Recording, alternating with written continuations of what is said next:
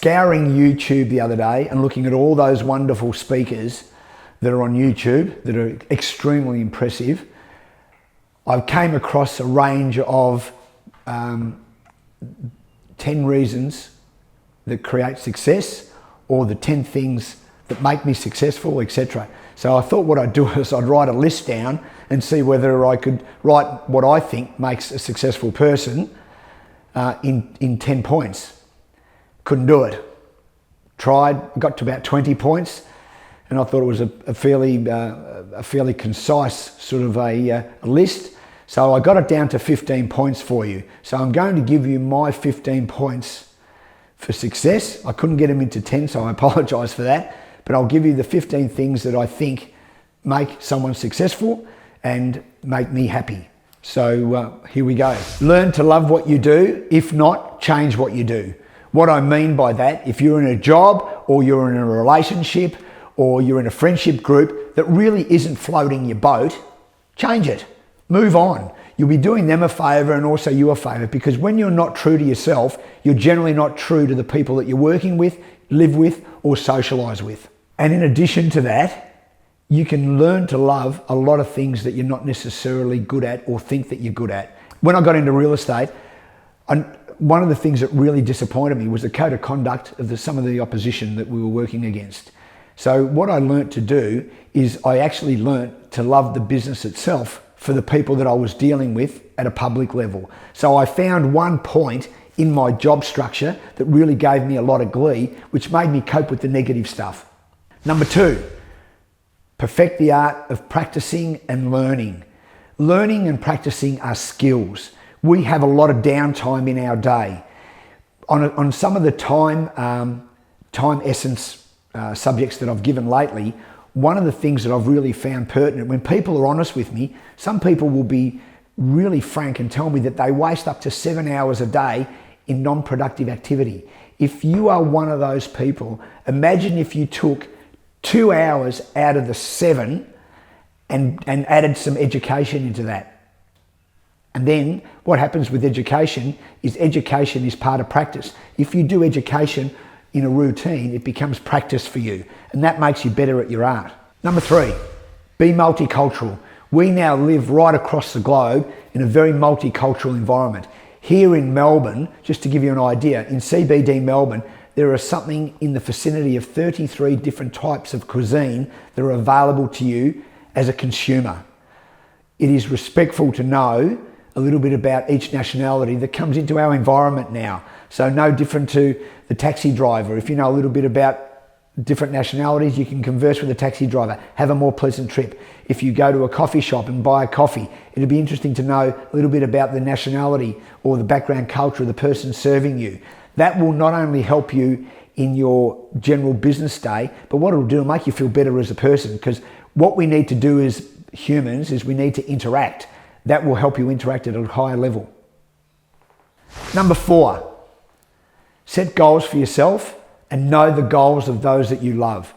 In your family, in your friendship group, in your peer group at work, it's very important to know what drives others.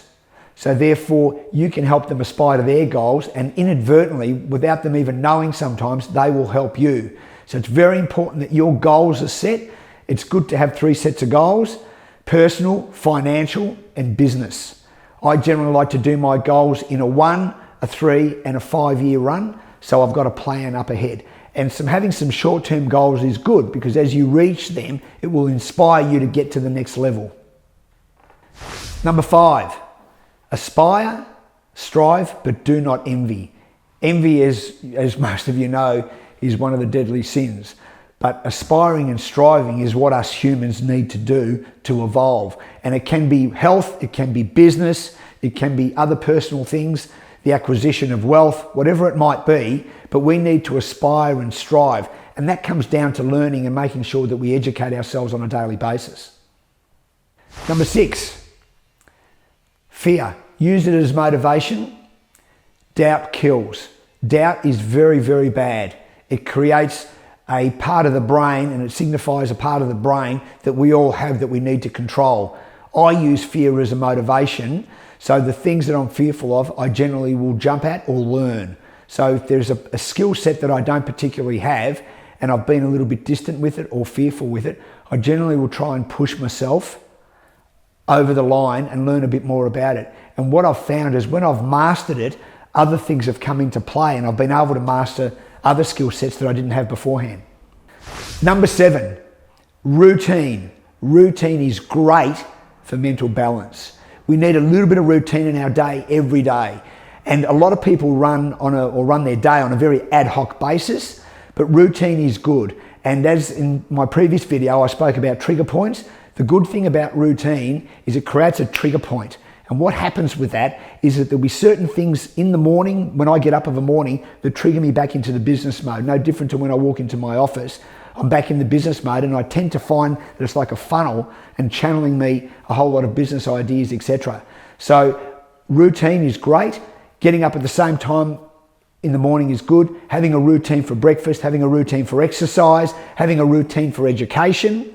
I find that the best thing that you can do for routine is get all your shitty jobs done in the morning. If you can do all your shitty work well before 12 o'clock, the rest of the day is looking better. Number 8, learn to ask the question why more often. Have you ever had your friends' kids or your own kids always go, why daddy, why daddy, why daddy, or why mummy, why mummy? How annoying is that? But they have a very open skill set and not channeled and not curbed by bad education or bad surroundings, etc., where they want to know about everything and they want to know why. As adults, we need to keep that childlike mentality and ask the question why. And what you'll find is some people will find it annoying, but the people that have the answers won't, and they'll be more than happy to educate you, because when they teach, they learn as well. Number 9, questions are more important than answers. It is very, very crucial that in your day-to-day life, like the question why, that you ask the questions basically that will inspire people to want to interact with you at a higher level and give you the answers. But prior to the answers, the questions are more important because it shows that you are thinking and it shows that you are evolving. Number 10, create a culture of education, health and caring at home and at work. How you are at home should be exactly how you are at work. And I always say, if you've had a shitty day at work, but home is really good, you can cope with a shitty day at work. But you need a basis in your life that, like a foundation, and generally home is that. But if you can transpose the home culture to work, imagine how good your life will be. Number 11, keep up with technology and the effects it has in relation to getting your message out. No different to this YouTube video that John and I are doing right now in relation to getting our message out, and the response has been fantastic, and thank you, by the way. But getting an understanding of technology will open your world up, not only to information, but you'll be able to have a choice, and that's what life is about, choice. You'll be able to choose what information you want to learn, you'll be able to choose what information you want to hear, and you'll be able to choose what information you want to depart onto your beloveds. 12, enthusiasm wins. There is no doubt that the most successful people that I know have an enthusiasm level way above 100%. That they're consistently the same, and they're the same when they talk to you, they're the same when they eat their lunch, they're the same when they do their job, they're the same when they wash their car. Enthusiasm wins.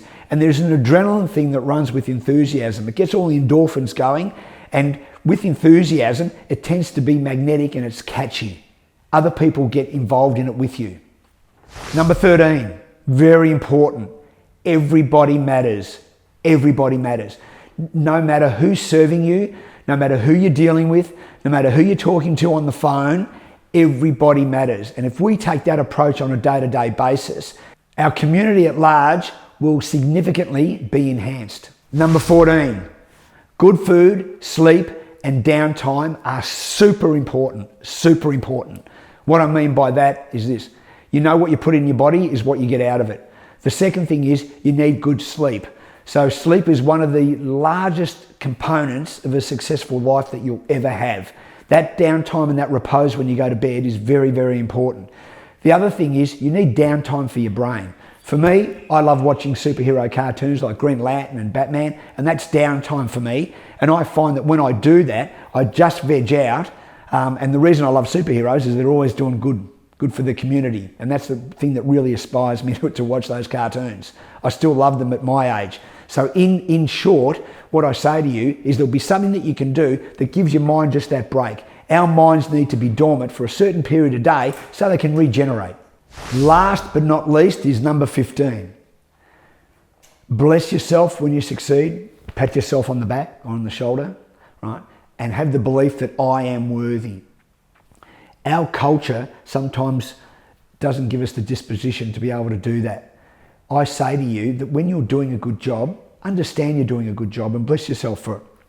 Whether you give yourself a treat for a break or you go and buy yourself some clothing, whatever it might be, you go and give yourself a blessing, right? Because we work to create an environment that increases our standard of living, and we set goals to increase our standard of living, and most of the things that we do to increase our standard of living and our enjoyment levels. It's also good to take a breath, have a look, and actually bless ourselves and tick off our goals and go, we're doing a really good job at the moment. And that'll do one of three things. It'll either inspire you to do more, it'll inspire you to teach others to do more, and it'll also inspire those that you love around you to get into the mode of setting goals, etc.